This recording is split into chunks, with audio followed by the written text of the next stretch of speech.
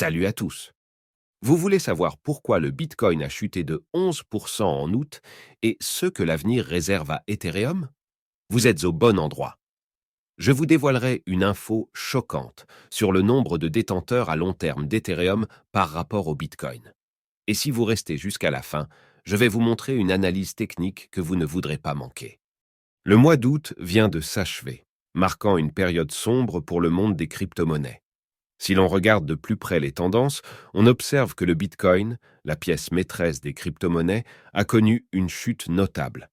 Le cours du Bitcoin a en effet reculé de 11,3% au cours du mois d'août.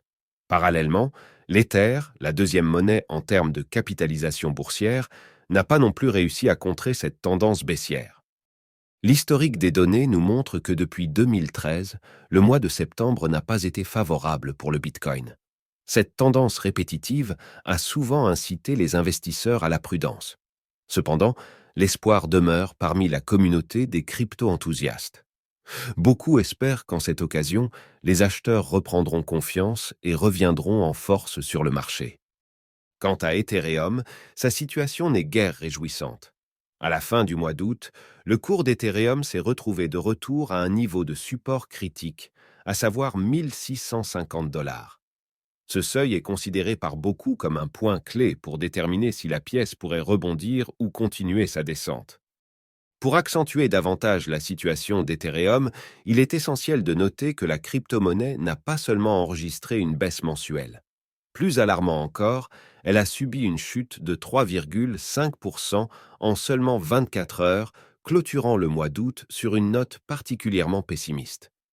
La communauté crypto attend avec impatience les mouvements du marché en septembre, espérant des jours meilleurs pour ces monnaies numériques.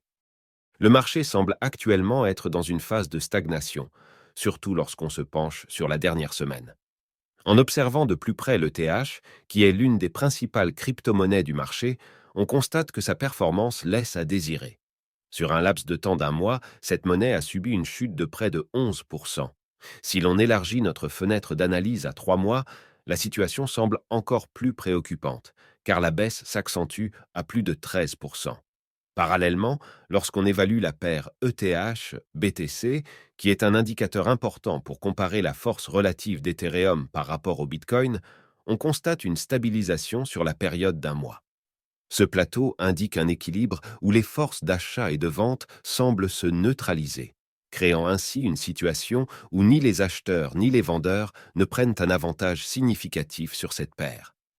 En se penchant sur l'analyse on-chain, qui se réfère à l'étude des transactions et des mouvements sur la blockchain, on identifie certaines catégories d'acteurs très intéressantes. Parmi eux, les détenteurs à long terme, souvent abrégés en LTH, sont particulièrement à surveiller. Ces opérateurs sont caractérisés par le fait qu'ils ont choisi de conserver leur actif pendant au moins 155 jours. L'évolution des comportements de ces détenteurs à long terme peut offrir des insights précieux sur la santé d'une crypto-monnaie. En effet, un engagement sur une période aussi étendue indique généralement une confiance solide dans le projet sous-jacent. Si un grand nombre d'opérateurs choisissent de conserver un actif sur le long terme, cela peut être interprété comme un signe positif concernant la solidité et la fiabilité du projet de cette crypto-monnaie en particulier. Selon les informations récentes fournies par la plateforme d'analyse IntothBlock, qui est largement reconnue pour ses insights approfondis sur les crypto-monnaies, Ethereum se distingue nettement dans un domaine spécifique.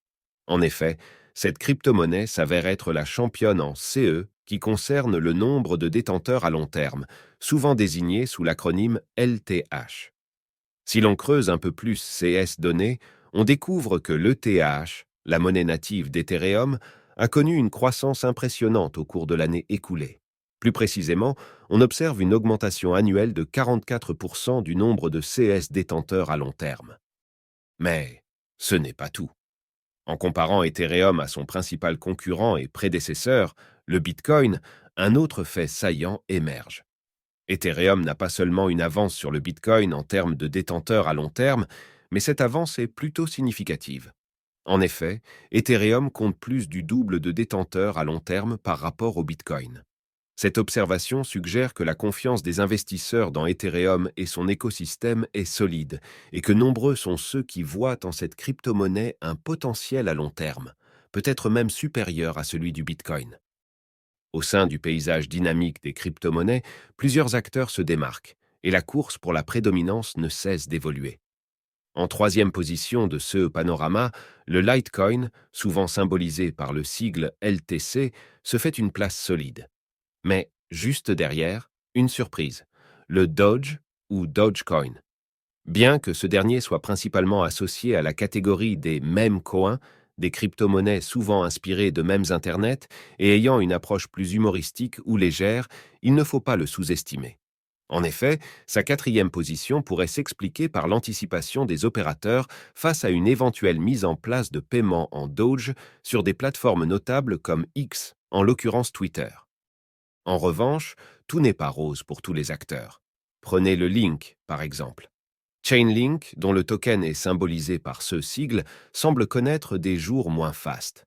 L'attrait pour cette crypto-monnaie diminue, comme le montre une baisse annuelle de près de 3% du nombre de ses détenteurs à long terme. En CE, qui concerne les mouvements de prix, un autre point d'attention se dégage.